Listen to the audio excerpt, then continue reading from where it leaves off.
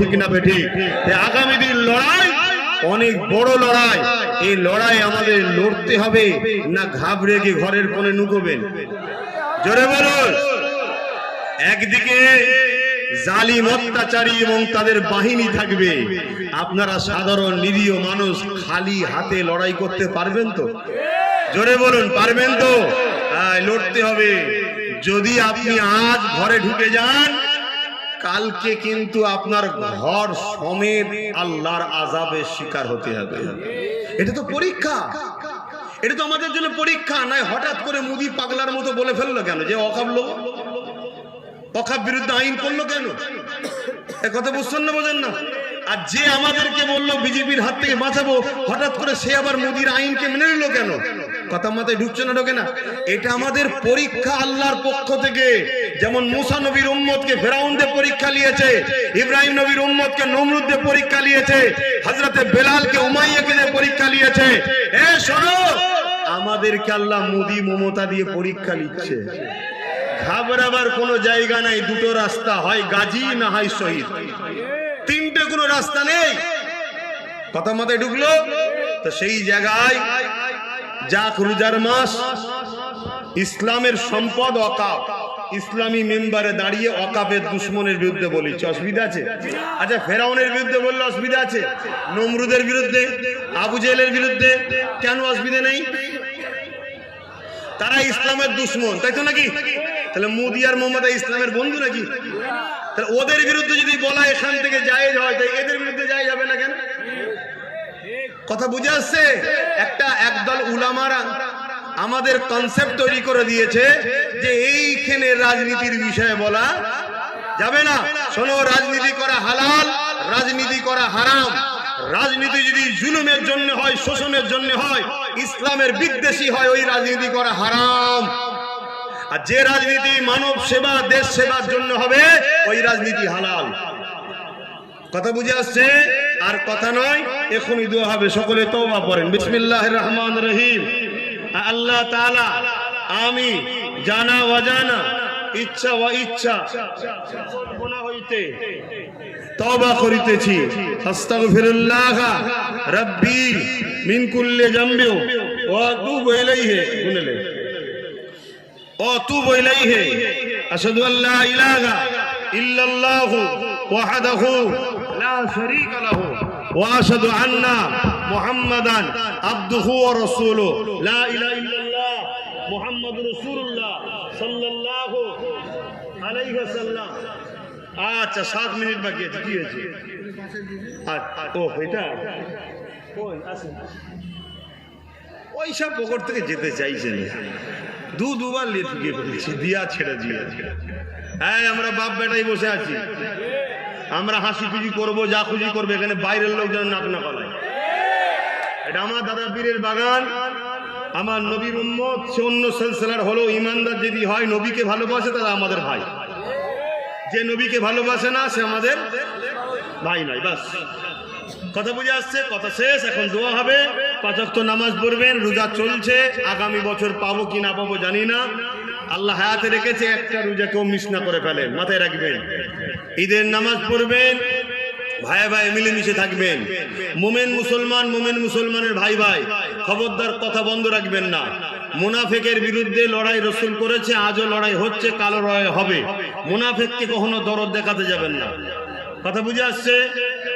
মোমেন মুসলমান, মোমেন মুসলমান ভাই ভাই। মুনাফিক আর মোমেনের পার্থক্য কি? একটা ছোট্ট মুনাদি যাচ্ছি। মুনাফিক সেই ব্যক্তি সব বিষয়ে কথা বলবে, দিনের ব্যাপারে কথা বলবে না। কথা বুঝছেন? মোমেন সেই ব্যক্তি সব বিষয়ে কথা যেমন বলবে, দিনের ব্যাপারে আরো বেশি করে কথা বলবে। কথা মাথায় থাকবে, দিনটা তার কাছে আগে। চলো, সংসার, পরিবার, সন্তান, চাকরি বাকরি, দেশ, রাজ্য সবটাই আমাদের প্রয়োজন আছে, কিন্তু আল্লাহ রসুলের আগে কেউ না। এইটা মাথায় রাখবেন। আসেন আমার আম্মা বোনেরা, ছেলের কথা, হ্যাঁ কিছু বলবেন? ছেলের কথা, ভাইয়ের কথা মাথায় রাখবেন। সামান্য ভিক্ষায় যেন বিক্রি হয়ে যাবেন না।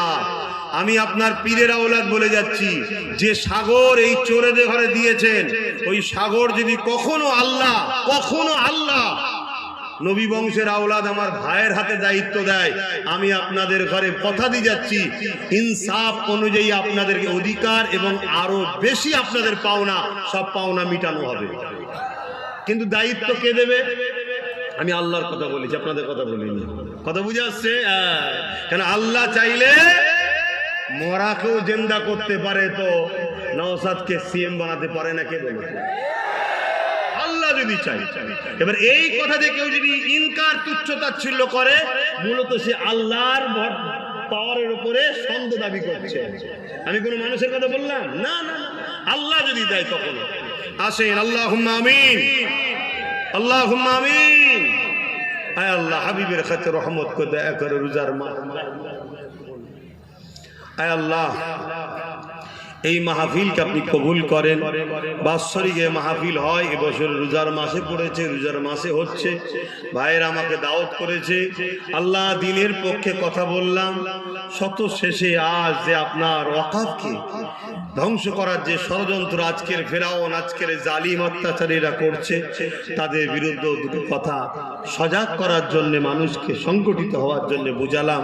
আল্লাহ আমার উভয় কথাকে আপনি কবুল করে নিন। আল্লাহ এসব মিলিয়ে রহমত করে সব দেন। আমার পূর্বে আমার ভাই আলোচনা করেছেন ইসহাক সিদ্দিক আল কোরাইশি, তিনার কথাকেও কবুল করেন। রহমত করে সব দেন। আমার নূর নবীর দরবারে সব পৌঁছে দিন।